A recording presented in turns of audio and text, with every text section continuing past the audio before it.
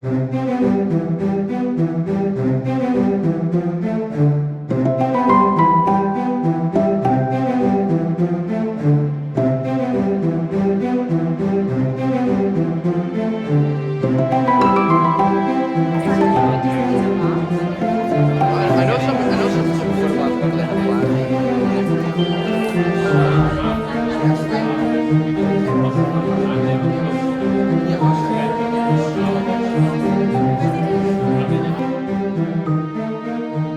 are many common values between the Chinese and the Jewish cultures. I don't need to tell you the focus on respect for education, strong families, and robust communities. And our outreach to China seeks to build bridges for yeshiva as well as for the Jewish people. And I want to particularly thank Dean Mordechai Cohen and his family for hosting Dr. Fu this past Shabbat in their community, because Dr. Fu told me that he was very moved by his experiences over Shabbat, and he truly felt welcomed. So thank you very much, Dean Cohen, for helping to build this first very robust bridge. I also want to thank and to welcome everyone here, and especially some guests of ours, including Rabbi Marvin Toker and his wife, as well as some of our Chinese students and faculty and staff. With us tonight is Professor Henry Huang. Thank you, Henry. As well as visiting Professor Yaoshang Lu, currently a student in Cardozo. And our new director, Yusheng Liu, in the provost's office, working on institutional research. I don't want to take too much time. It's really now my pleasure to welcome and to introduce Dean David Berger, who really needs no introduction, of course, but Dean Berger is the Ruth and I. Lewis Gordon Professor of Jewish History and Dean of the Bernard Revel Graduate School of Jewish Studies.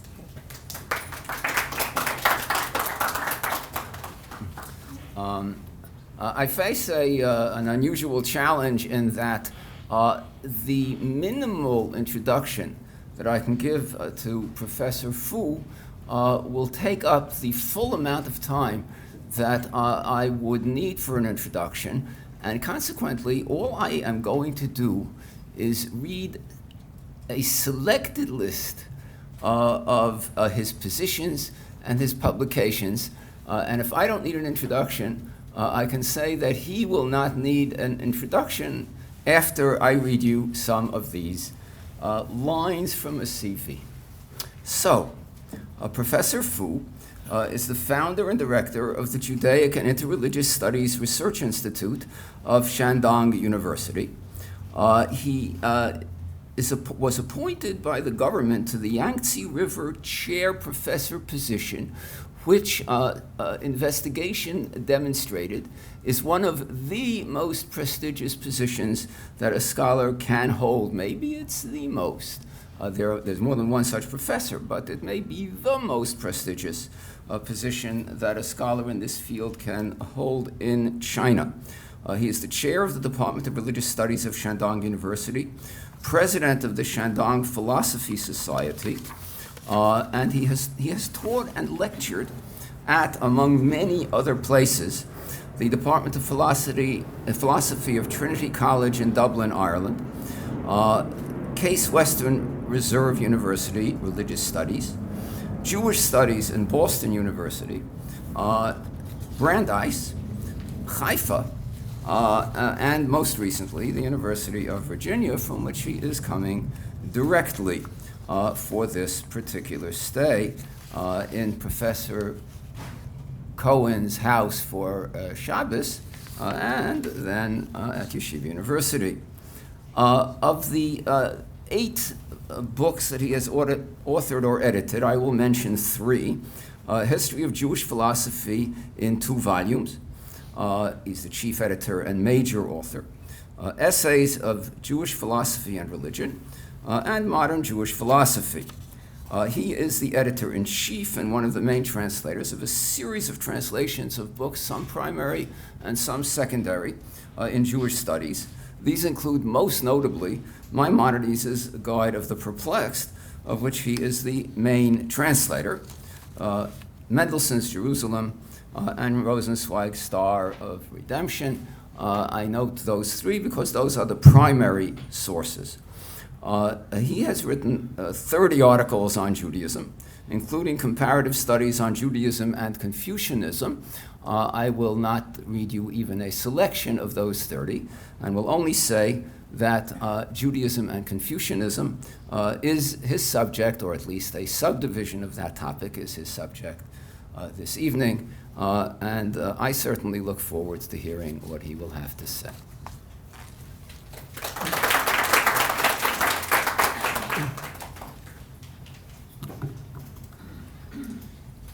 Good evening, Professor and Dean Berger, Professor Dean Cohn, and my dear friend Marvin Turkey, and the distinguished scholars and students.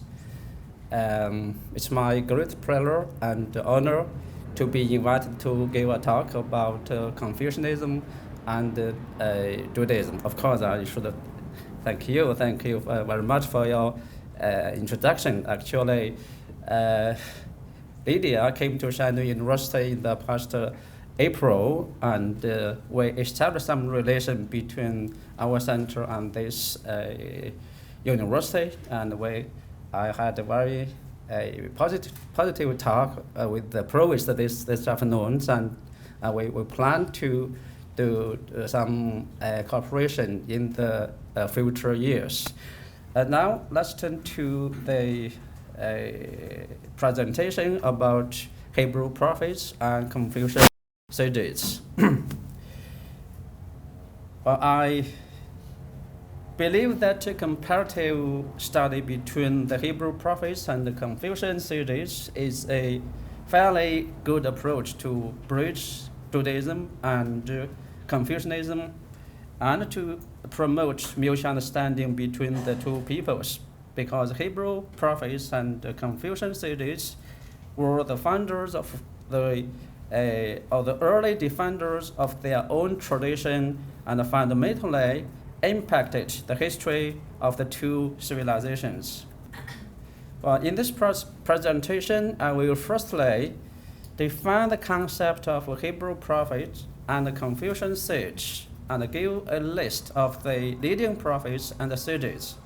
Then I'll try to find out the main similarities and differences between them by comparing the roles they respectively played in theology and culture, society and morality.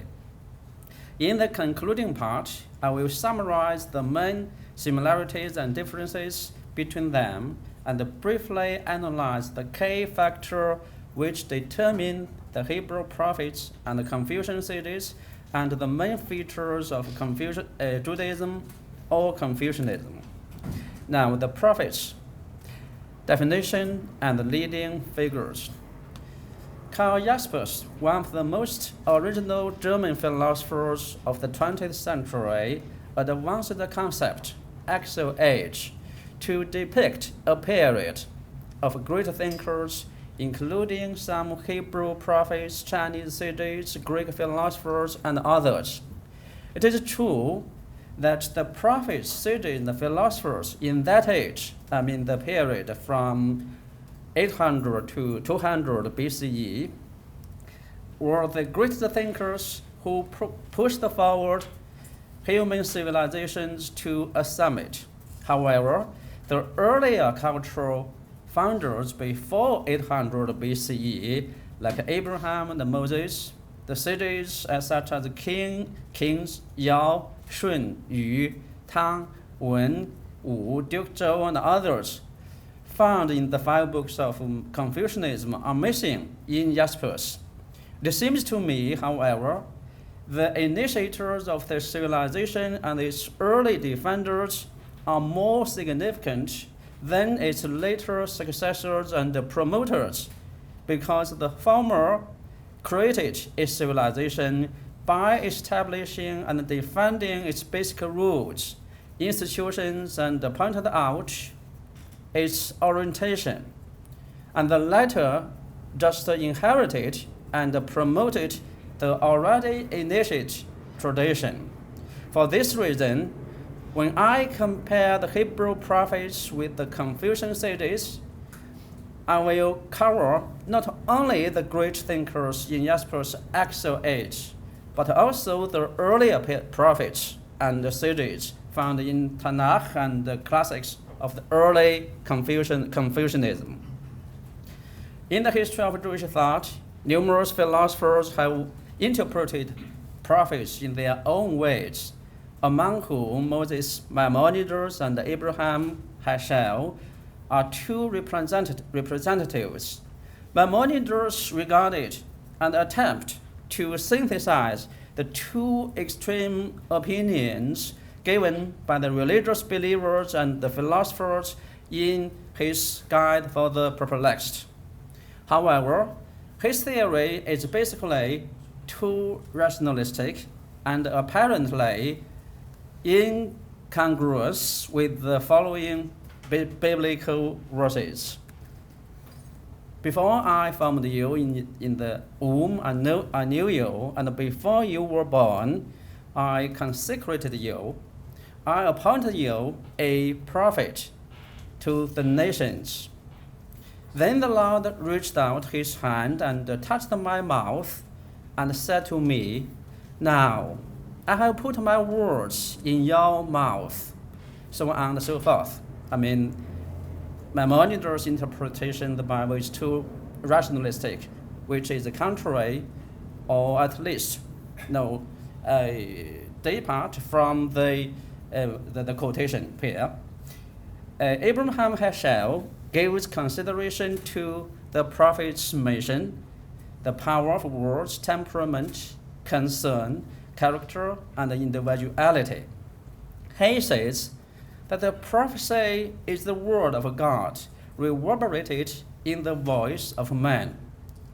In contrast with Maimonides, Heschel's viewpoints of prophets are closer to the Bible and more acceptable to me.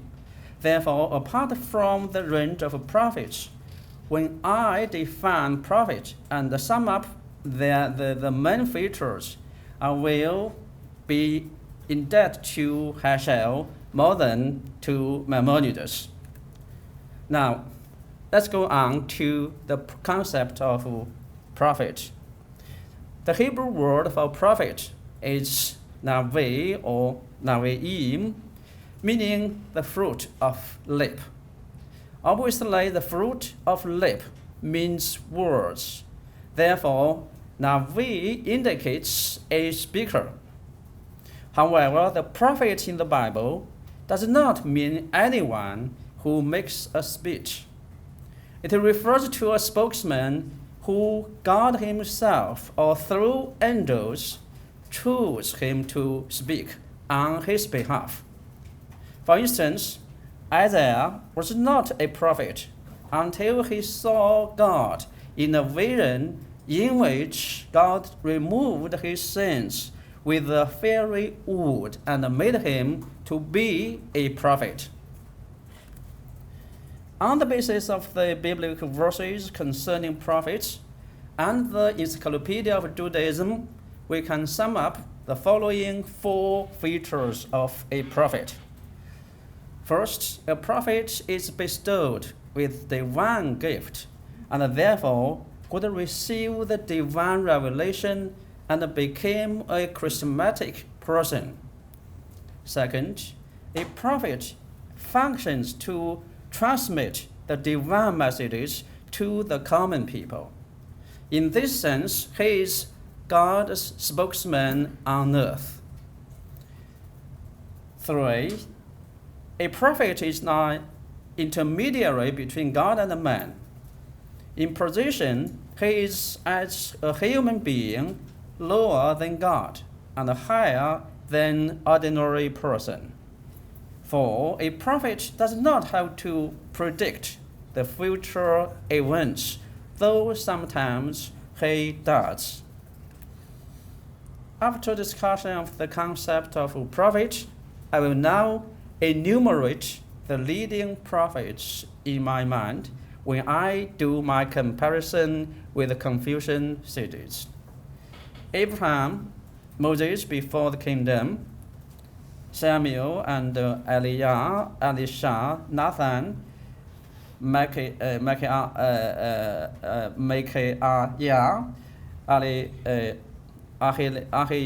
Ahiah, who were the in the formation and the duration the United Kingdom. The Amos, Hosea, the first, second Isaiah, Micha, these prophets were in the northern Israel and the southern Judah, all around the period of Babylonian captivity, or in the time of the Second Temple.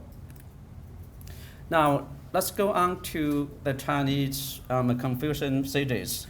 So I would like to give the definition and also give a list of the leading figures first. There's no word identical with the Hebrew word navi in meaning in Confucian classics. However, we find the similar term first knower and first awakener. We read in the book mentions King Tang visited Yi Yin 3 times to persuade him to be his helper. While Yi Yin agreed to be King Tang's prime minister, he said, "It is the heaven that gave birth to his people and commanded the first knower and awakener to enlighten and to awaken them. I'm one of the first knower and the first awakeners, and therefore I felt obliged to make the people enlightened. If I don't do so, who else?" In the same book, Mencius explicitly compare some virtuous kings and ministers as well as Confucius to the first knowers and the awakeners. Therefore, in Confucian tradition, the first knower and the first awakener is the same as the sage, and they can be used interchangeable.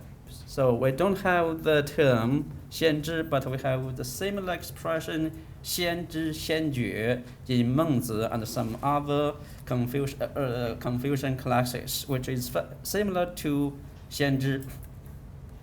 Now let us define the concept of a Confucian sage more clearly. The Chinese etymologicon interprets the sagehood as knowing all things. In the Book of Oaths and the Book of Documents, sage or sagehood appeared in many verses. In the main, it means wisdom. Generally speaking, in the scriptures before Confucius, by the way, Confucianism not began with Confucius. Some classics were written by the authors, before Confucius. So before Confucius, the Confucian tradition had been initiated. Generally speaking, the scriptures before Confucius, sagehood means wisdom, and the sages denote wise men.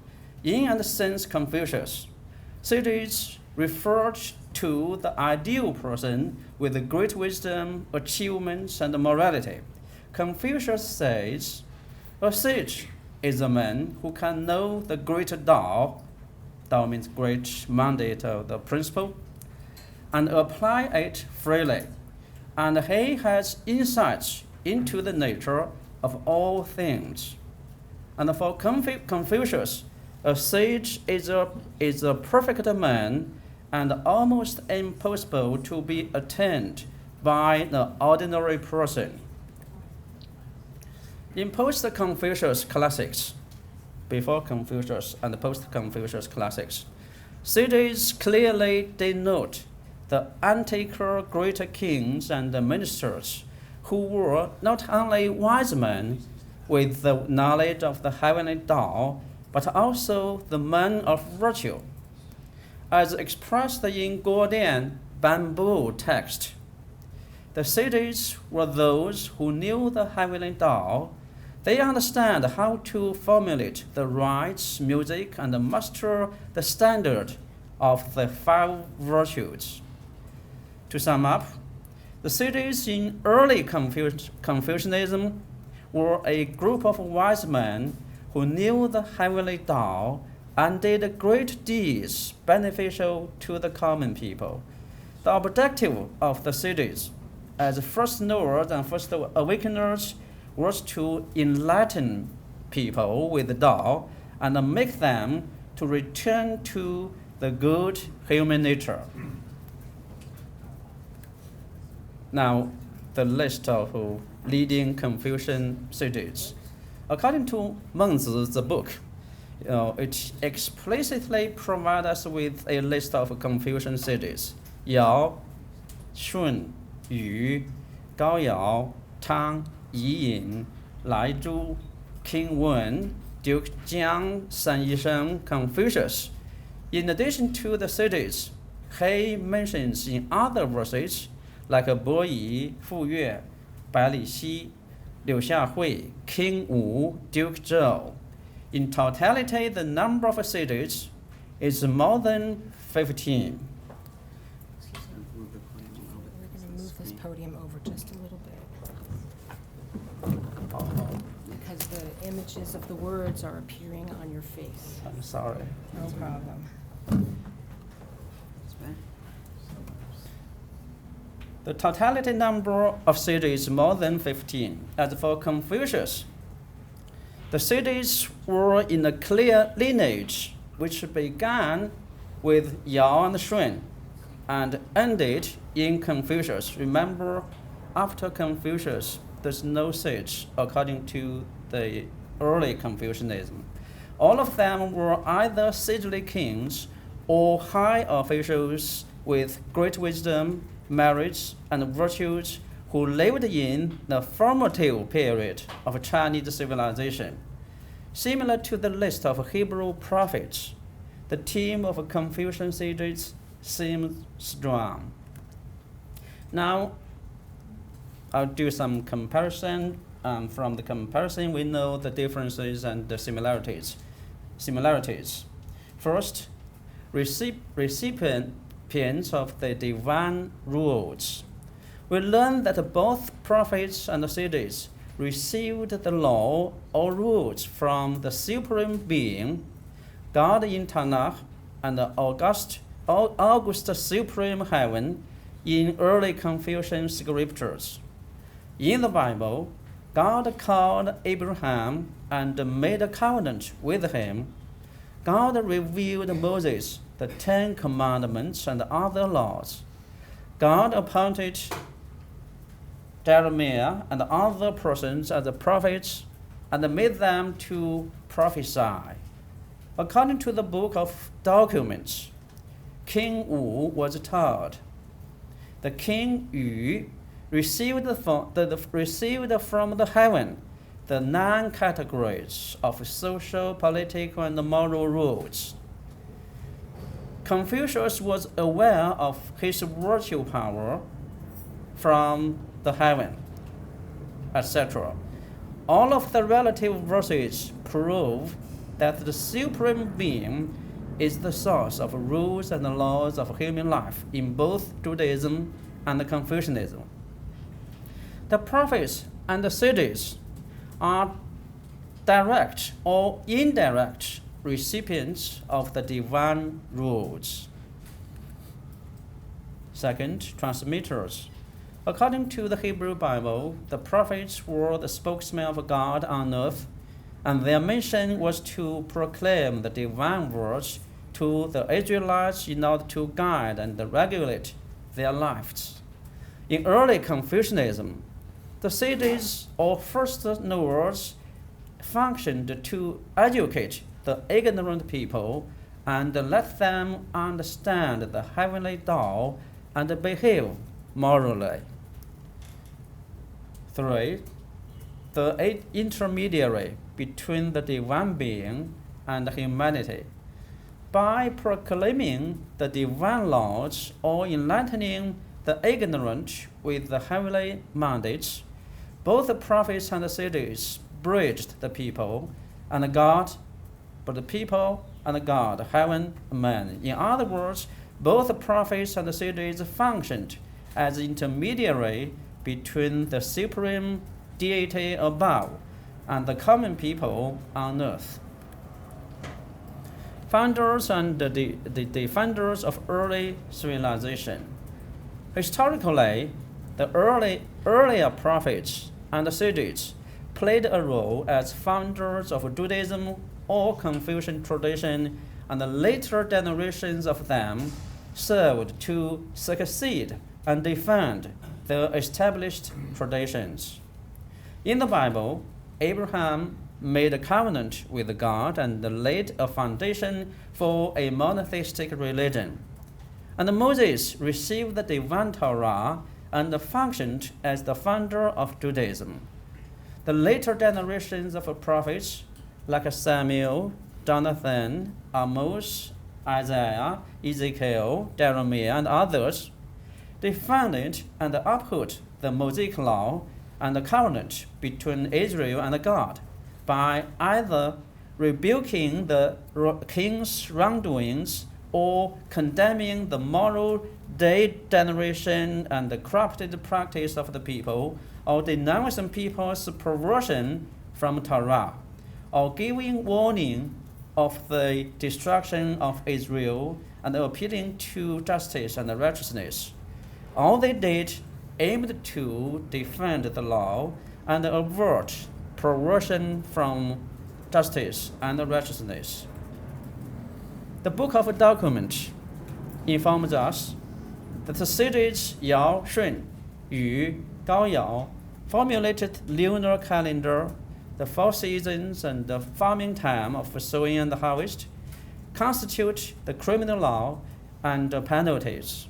The basic 5 human relations and virtues practiced in institutions of crown abdication and inception tour unified the measures of length and weight, created music and sounds to harmonize the relation of heaven man and social classes. On the basis of the tradition, Duke Zhou reconstructed a full system of rites and music, including succession of royal power, social hierarchy, music, etc.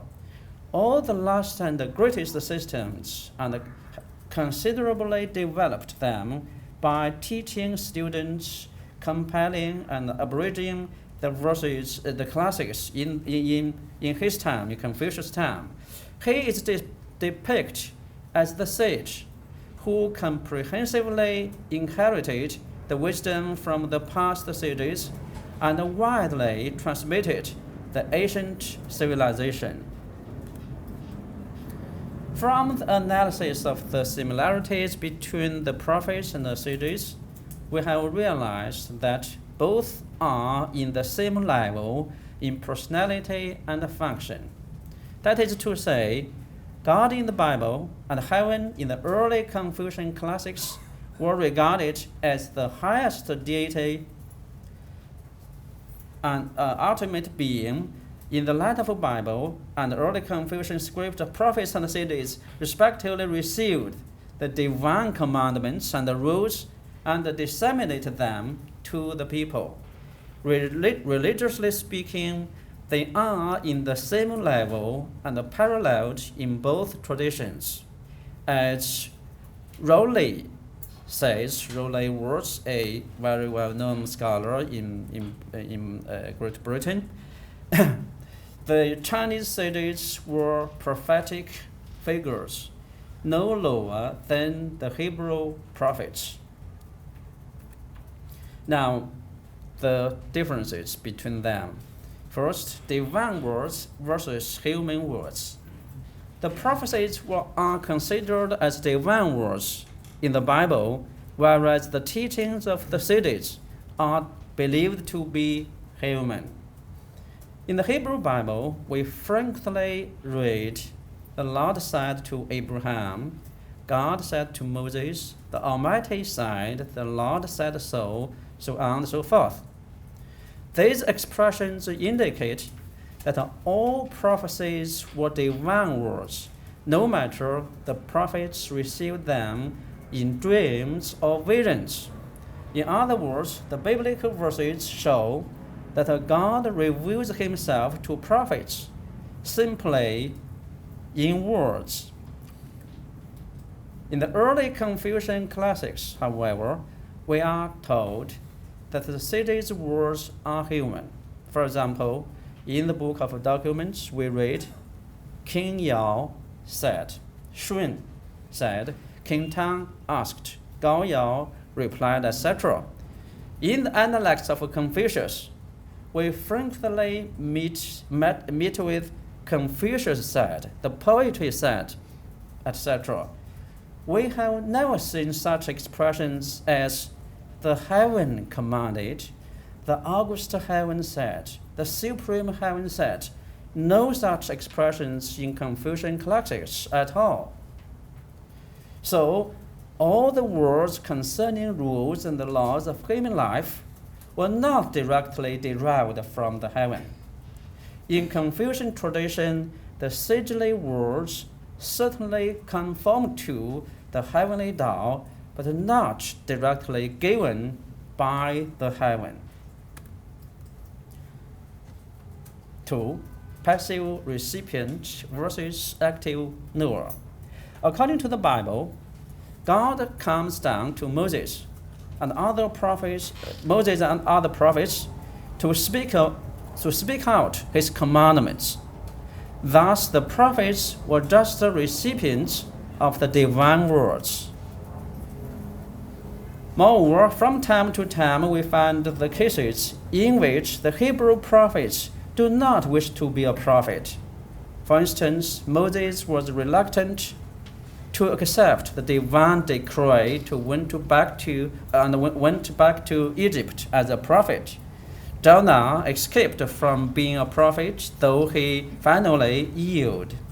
Since the divine words were revealed by God and received by the prophets, Judaism is a revealed religion or a prophetic religion.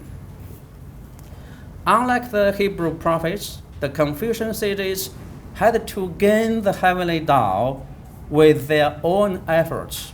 How? Generally speaking, they mastered the Tao by listening to the people's voice, learning from the tradition, observing and generalizing the natural events and social affairs, and examining their own hearts. First, by listening. Sorry. The traditional Chinese character for sage is this character, which is composed of ear and a mouth and a person. It means a person who have an ear could listen to and speak out, indicating a person's capability to listen. The Gordian Bamboo text states that a sage is a person who knows the heavenly Tao by listening. Confucius also said, I would rather die in the evening if I could hear the Tao in the morning. From where to listen? From the people and the tradition. The Book of Documents states the heavenly wisdom is derived from the people's wisdom. The heaven listens to what the people have heard. The heaven sees what the people have seen. Therefore, the sages can apprehend the heavenly Tao from the people without need seeking it from the heaven. As written explicitly mentions the book, it lasted for over 500 years from Yao Shun to Tang. Yu and Gao Yao could have received the Tao from Yao and Shun while they met with each other. Tang could only hear it from the oral tradition. Another 500 years passed from Tang to King Wen, during which Yi Yin and Lai Zhu learned the Tao from Tang and in their meeting time. King Wen, however, could only hear it from the oral tradition. It was over another 500 years between King Wen and Confucius.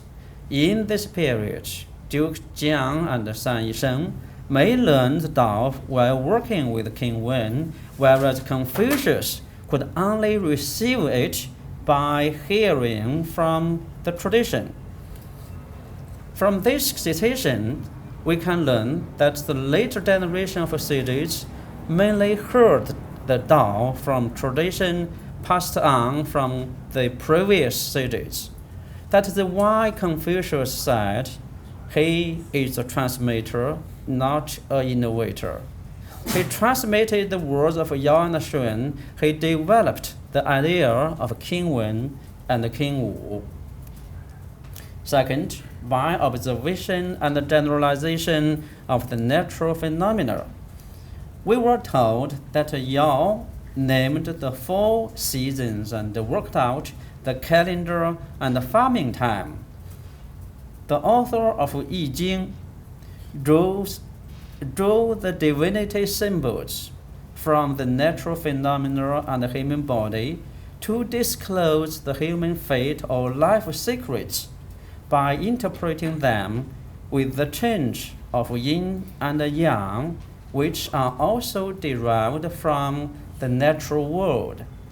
It seems right to say that seeking the heavenly mandates by studying and interpreting the natural phenomena is a unique Chinese way of thinking. Thirdly, by introspection or self-examination of inner hearts. Again, it mentions the book, if you exhaust your mind by self-examination, you would know human nature. If you have known your own nature, you would acquire the knowledge of the heaven.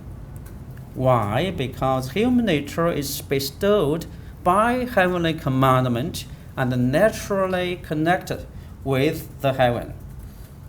Now that a person could become a sage by listening to the people's voice, by learning from the earlier sages, by observing and examining the external world and inner heart, everyone theoretically could become a sage like Yao and Xun, according to Mengzi, not Confucius. Confucius said it's almost impossible to be a sage. But for Mengzi, Xunzi, everyone in the street could be a sage in principle. Theoretically, yes. In short, unlike the prophets who directly received the divine revelation, divine words, the sage in early Confucianism mastered the heavenly Tao by their own constant cognition. In other words, they obtained the Tao in a way similar to a philosopher's. They are in parallel with the prophets in the sense that they knew the heavenly Tao and transmitted to the ignorant people. The sages also reached the level of a philosopher because they knew the heavenly Tao through their own cognitive strides, as the philosophers acquire the principle of the world. In this sense, the sages are not only prophets, but also philosophers or philosophical prophets.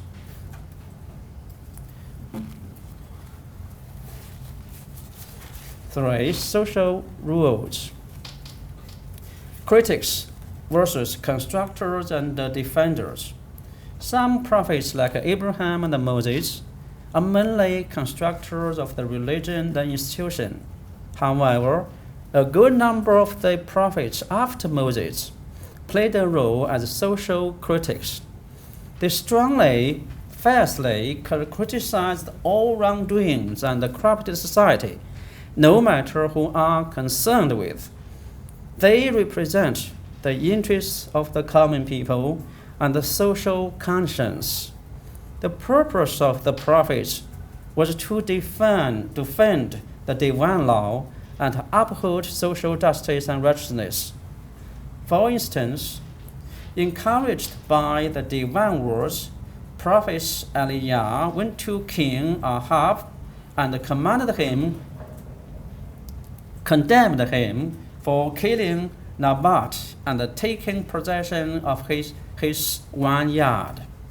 Moreover, Nathan rebuked King David's evil conduct by saying, "You struck down the Uriah and the Hittite with the sword and took his wife to be your own." Again, Isaiah criticized the sinful nation, a people with guilt, a brood of evildoers, children given to corruption. They have forsaken the Lord. They also warned the threat of the destruction of the state and the homelessness of the people.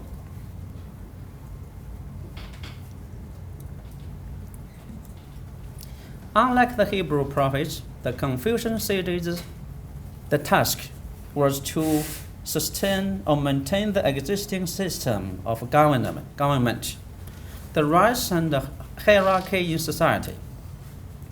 Of course, not all of the sages never criticized the evil phenomena.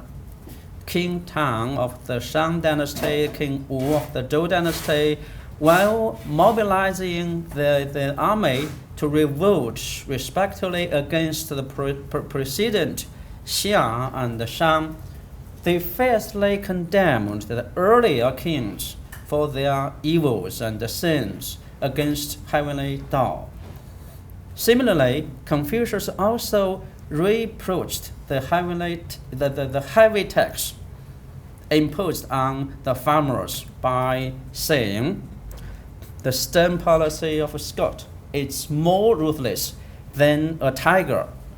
However, most sages in most cases tend to establish and maintain the moral and the legal rules instead of criticizing and denouncing them.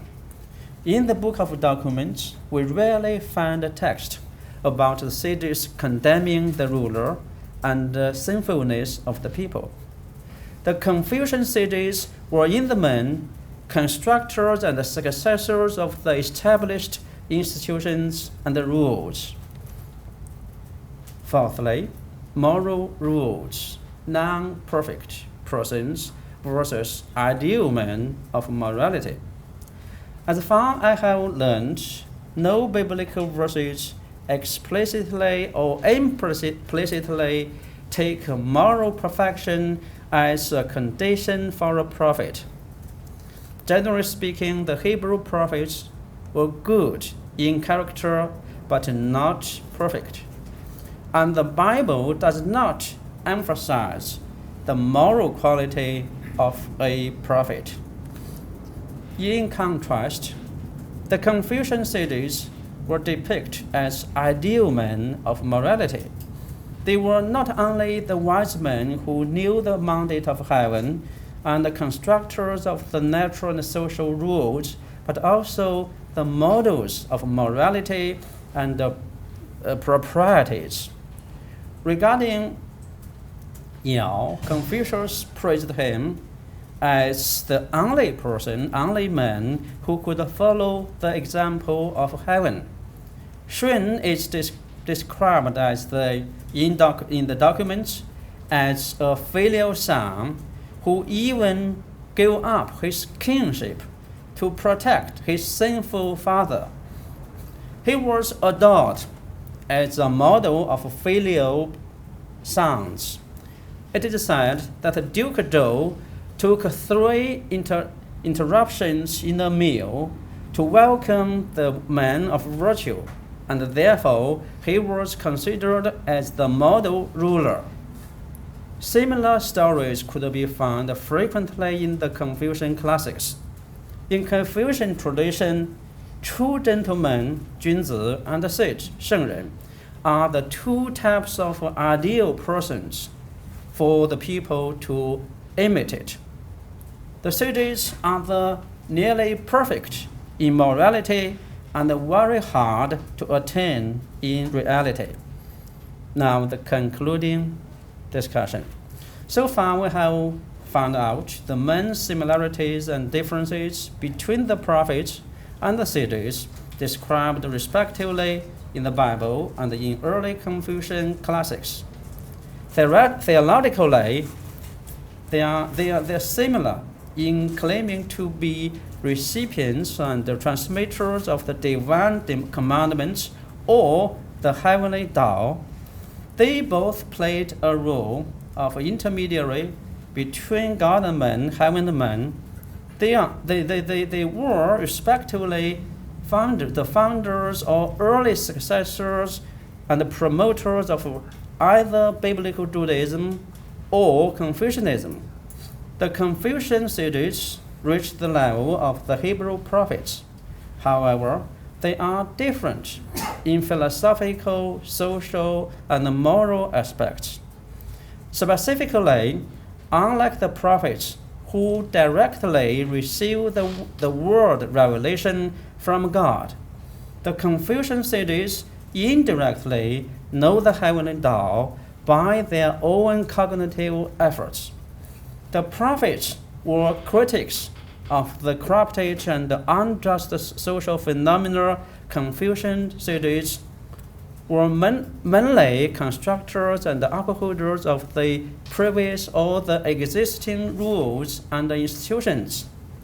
The prophets did not have to be morally perfect, like the cities who were emulated by the ideal man of virtue.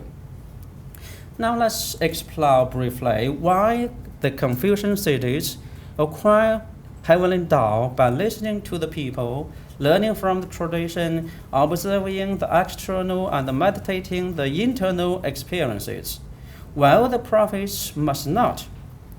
Since the deity in Judaism is a speaking God, the prophets could directly accept his words without need of a process of human cognitive strives. In contrast, however, there is no speaking heaven in Confucianism. On the contrary, we are told clearly that the heaven does not speak. In the Analects, we read that does the heaven speak? The four seasons move, and all plants grow in time. Mencius also states definitely, heaven does not speak. Heaven manifests himself by action and events. Obviously, the cities were not able to receive words from the speechless heaven. He had to acquire the Tao with their own cognitive faculties. In a word, the speaking God in the Bible and the speechless heaven in the Confucian texts is the key factor to determine the prophets and the cities and distinguish them from each other. These theological and epistemological differences are closely linked with other differences between them in their social, political, and moral rules. The Bible describes a political system of divine laws, theocracy, in ancient Israel, whereas the early Confucian classics narrate the governance of a sagely king in the early Chinese civilization. It seems to me that the former required a group of prophets as the spokesmen of God, defenders of the established divine laws, and the critics of the vicious social phenomena. In that system, moral models were basically unnecessary. In ancient China, however, since the lack of a speaking deity, human power was so prominent that the institution of human rule became necessary. Therefore, the most wise men, the sages, came into being as rulers, namely the city kings or high-rank officials. As rulers, they functioned as lawgivers, defenders of their own dynasties. Morally, they were depicted as moral models of the common people, partly for the purpose of maintaining the social order and partly for the personal cultivation of the people. Looking back to the foresight discussion, we may conclude as follows. The most important factor which produced the Hebrew prophets and the Confucian sages and determines Judaism as a revealed religion and Confucianism as a system of religious ethics lies in the belief in the speaking God in the Bible and the vision of the speechless heaven in Confucian literature. More clearly, it is the belief in the speaking God that makes the prophets needed and the revealed religion came into being. Similarly, it is the vision of the speechless heaven that makes the sage necessary and the humanity-oriented religious ethics actualized itself as Confucianism. Thank you very much.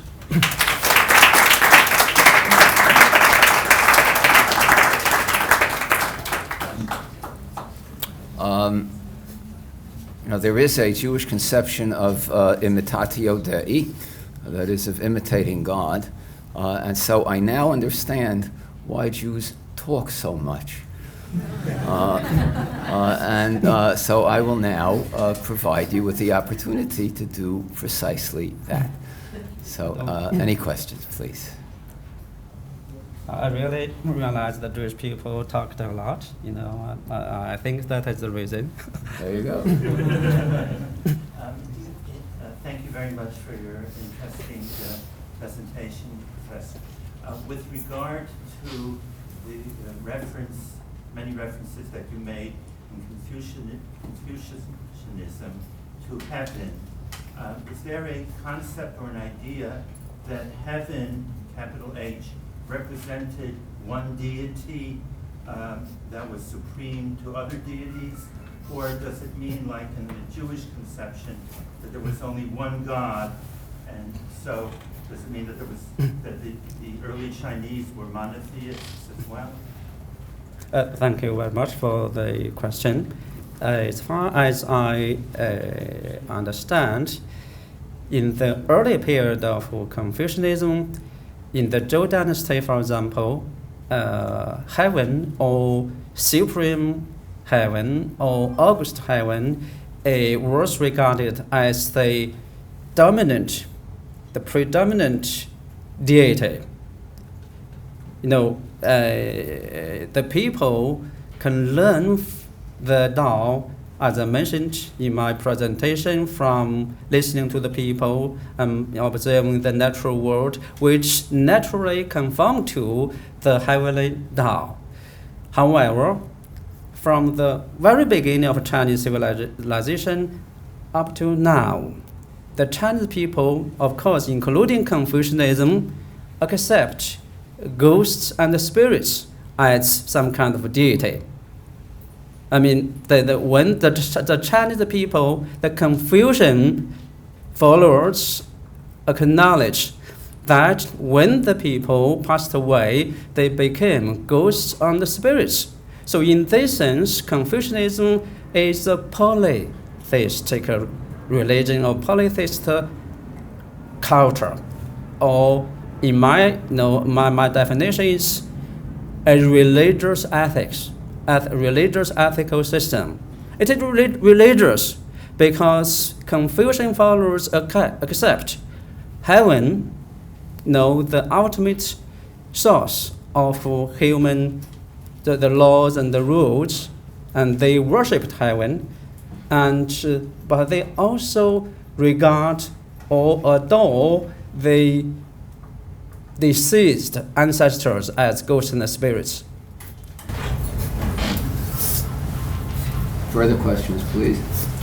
Yes.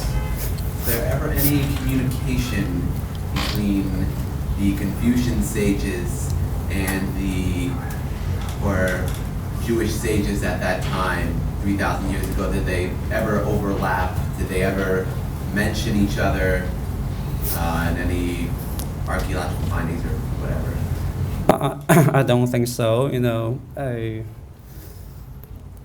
The only Chinese Jews, in ancient times, the Kaifeng Jews, and this group of Jews likely arrived in China in the Song Dynasty. It's about 1,000 years ago, and they kept their tradition and practice for a long time. At the end of the Qing Dynasty, they gradually accept Confucian ideas and practice and were assimilated by Chinese culture. Of course, some of them convert to Islam. There's no other direct contact between the Chinese Confucian scholars and the Jewish sages. After the Second Temple, the rabbinical period, no contact, no communication between them. Yes. First, Dr. Fu, I'd like to thank you for your talk. Second, you mentioned that in Confucian tradition there is reference to ancestors and spirits. Is there any communication with them, and if so, does it bear any resemblance to Jewish prophets? I don't think there's any communication between the Chinese, whether they are in early period or later with the age. Well, now of course, no. Yeah. The question is whether the Chinese people communicated with the spirits of their ancestors, and if there was such communication, does it bear any resemblance to Jewish prophecy? Nothing to do with the Jewish prophecy. The Jewish prophets just received the divine words from the only one God. If the Chinese Confucian followers acknowledge that they may contact or communicate with the deceased ancestors in some way. For example, they burn incense and burn paper money and koto and pray and in some way pray. They could communicate with the past ancestors, but I think it's far away and quite different from the Jewish prophets. Yes. Does the Tao function as a law system in that it's God's will or command which needs to be followed, or is it something else entirely? But Tao means the decree or the principle from heaven. The ordinary people are not entitled to obtain the Tao, but the sages could. But when they accept they obtain the Tao and they formulate the rules about daily life of the people. So they think naturally the Tao they formulated for the people on earth, in this world, can conform to the heavenly Tao. Yes. So about the statement of Confucius about that he wished that he would be willing to die the night of the day on which he could hear the Tao talking to him. That would make me think that, like in post-prophetic Judaism, that the heavens had once spoken, maybe like to King Yu, as you were saying about the 9 different types of social decrees, but maybe they had stopped by the time the 15 sages, or maybe is that correct, or is it, or did Confucius mean something different when he was talking about he wished that he could hear? Well, I thank you very much for the question. The quoting these words from the analects, I stress the one way for the Confucian sages to obtain the Tao. So Confucius was eager, this quotation expressed Confucius' eagerness to learn the Tao. So, hey, I would rather die in the evening if I can, know the Tao in the morning. So, hear the Tao. He used the term, if I hear the Tao in the morning, I would rather die in the evening. So I stress that the capability to listen to or to hear. So through hearing or listening to, Confucius and other Confucian sages, acquire the Tao. I wanted to ask, does Confucius tradition and his predecessors consider the possibility of sages being present and alive outside of the Chinese Confucius tradition? Sages from other nations. What was the question?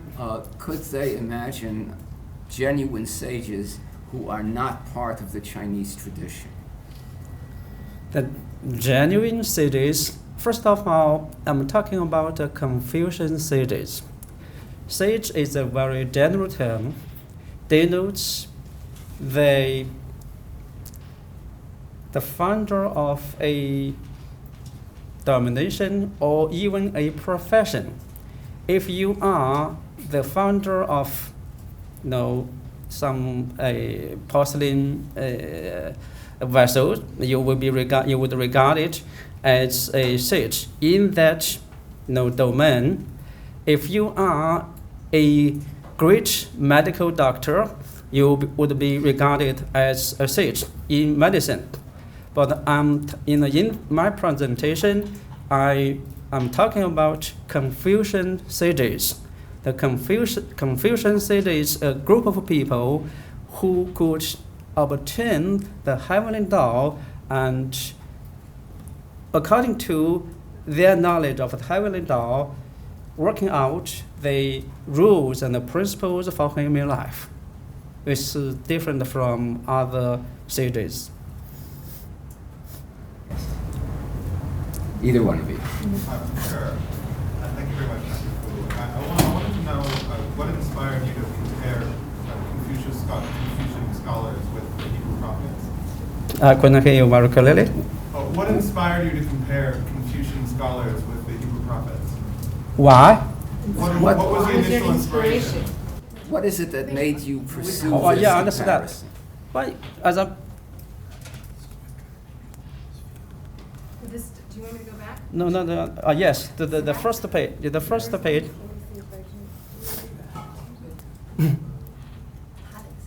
No, I'm. Well, anyway, no, don't need.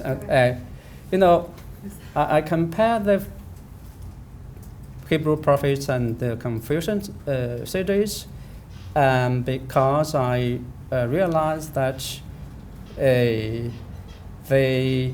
initiator of the civilization is so important that if we want to understand the later development of the civilization, we have to know the inauguration, the beginning of the civilization.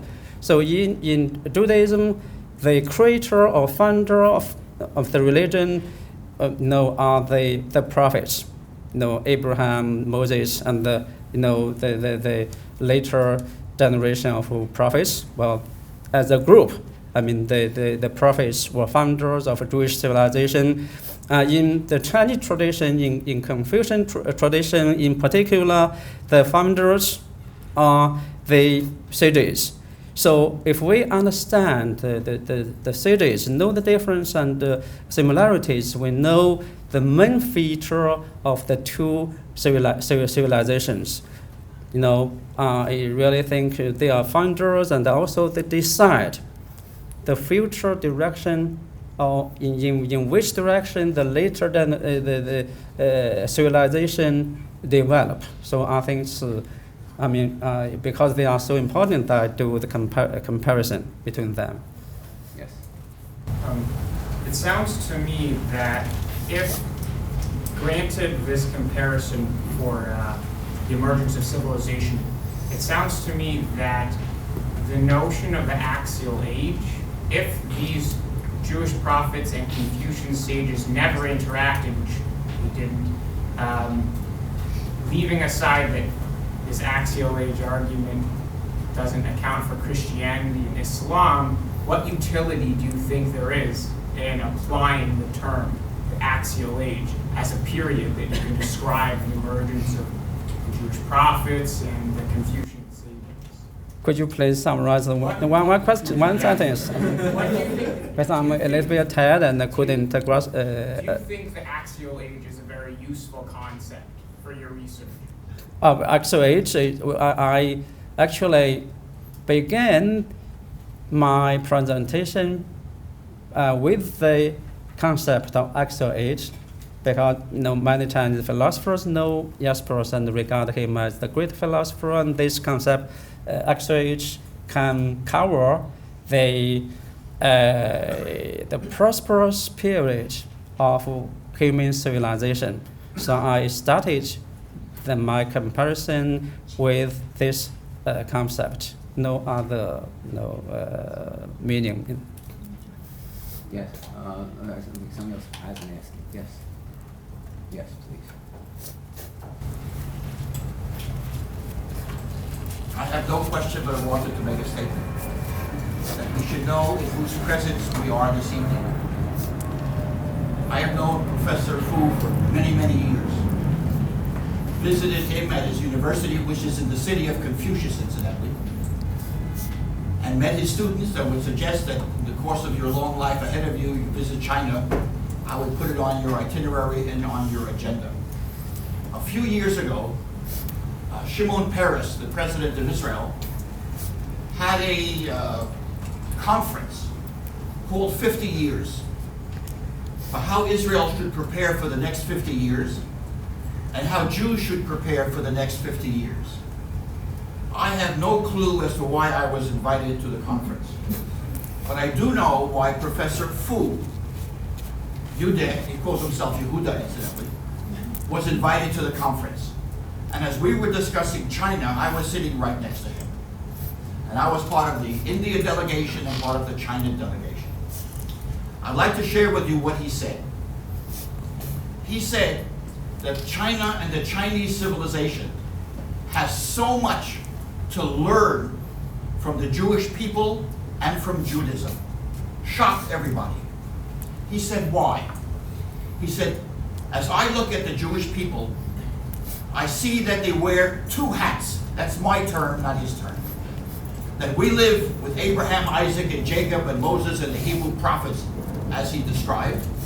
And we also live with modern dress, modern technology, modern philosophy, modern thinking. So we're an ancient people in the modern world.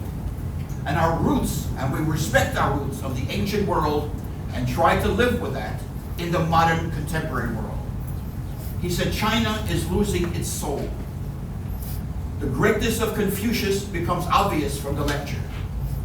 But today, the Confucius of China is money, it's cars, it's success, it's real estate, and Confucius is at the bottom of the list or not even on the list. We have the same problem. And so, let's not say it publicly. And so China is living in the modern world now and racing in the modern world and losing its soul.